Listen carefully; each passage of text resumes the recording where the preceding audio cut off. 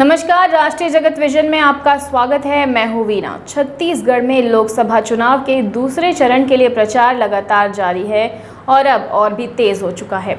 राष्ट्रीय प्रचारक अब छत्तीसगढ़ के दौरे पर पहुंच रहे हैं। भाजपा के राष्ट्रीय नेता एक के बाद एक अब छत्तीसगढ़ के दौरे पर लगातार पहुंच रहे हैं। इस पर भाजपा के प्रदेश अध्यक्ष किरण सिंहदेव ने क्या कहा, आइए सुनाते हैं। आप सभी के साथ मंत्रणा भी की, किस तरह की दिशा निर्देश मिले, क्या रहा?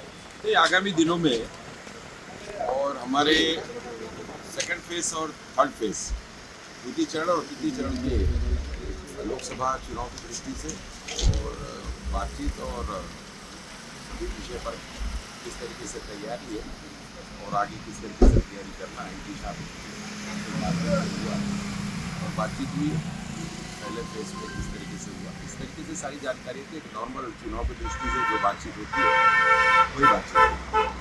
कितने आश्वस्त आप लोग?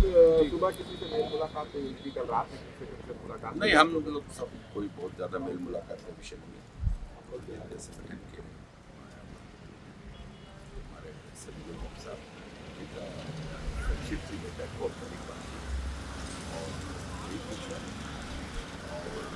स्वाभाविक है, लोकसभा का चुनाव है, द्वितीय चरण का चुनाव 26 तारीख को गृह मंत्री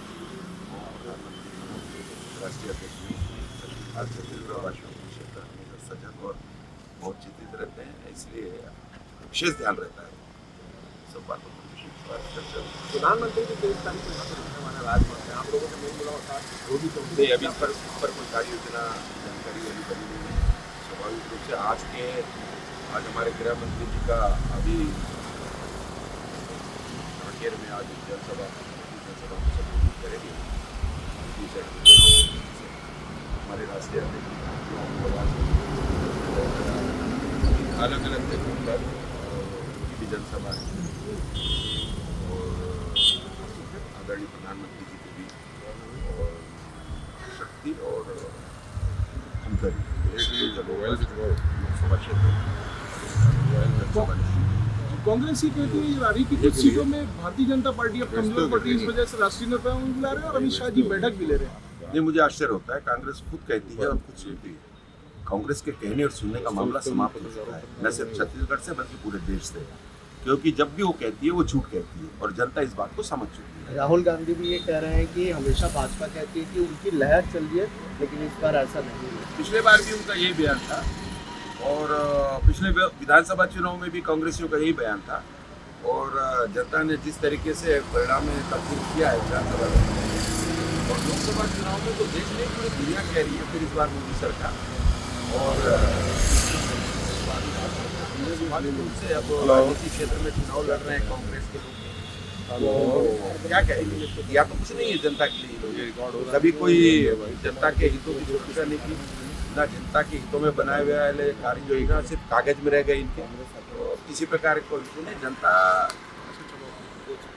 के प्रति अब ये एक अविश्वासी दल के रूप में रहेगी। कल प्रियंका गांधी राजनांदगांव आई थी, कितना प्रभाव पड़ेगा? कुछ प्रभाव नहीं पड़ेगा। जनता के ऊपर आदरणीय प्रधानमंत्री की जो योजनाएं करी कल्याण की, उसका इतना अच्छा खासा प्रभाव है।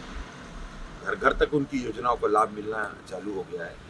5 साल इन्होंने बहुत कोशिश किया उन योजनाओं को रोकने की कांग्रेस की सरकार में, लेकिन जैसे ही विष्णुदेव साय जी की सरकार, भारतीय जनता पार्टी की सरकार बनी, आप देखिए 3 महीने के अंदर 50,000 करोड़ से भी ज़्यादा की धनराशि और उन योजनाओं पर हितग्राहियों के खाते में डालने का काम आदरणीय मुख्यमंत्री जी ने मोदी जी की गारंटी की योजना के तहत किया है।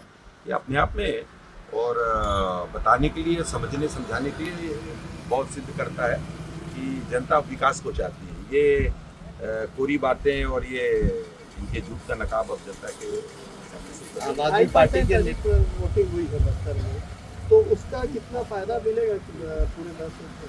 नहीं, सभी 11 की 11 लोकसभा, चाहे बस्तर के प्रथम चरण का चुनाव हो, चाहे हमारे द्वितीय और तृतीय चरण का चुनाव हो, जनता बहुत उत्साहित है। जनता के उत्साह से, जनता की बात करने से और उनको ये समझ में आ जा रहा है कि अब वो जनता जो विकास की बात जो हो रही थी, अब भारतीय जनता पार्टी की छत्तीसगढ़ में सरकार बनने के बाद और फिर केंद्र में आदरणीय प्रधानमंत्री जी फिर से प्रधानमंत्री के रूप में शपथ लेंगे, उसके बाद और भी तेज गति से विकास की गति बढ़ेगी और जनता को सीधा सीधा मतलब विकास से पॉलिटिकल ट्रेड चेंज हो चुका है, लोग काम को देखते हैं और सबसे बड़ी बात है कि 10 साल में जिस तरीके से खबरों में फिलहाल इतना ही। आप देखते रहिए राष्ट्रीय जगत विजन न्यूज़। हमारे चैनल को लाइक करें, सब्सक्राइब करें और नोटिफिकेशन के लिए बेल आइकन दबाना ना भूलें। नमस्कार।